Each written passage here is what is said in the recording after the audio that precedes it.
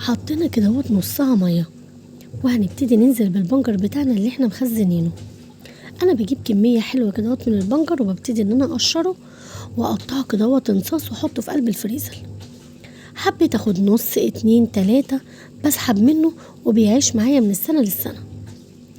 همسك كده بقى الجزر بتاعي، ابتدي ان انا اقطعه حلقات رفيعه بالطريقه دي عشان خاطر يتسلق معايا حلو، وما ياخدش معايا كمان وقت في السلق.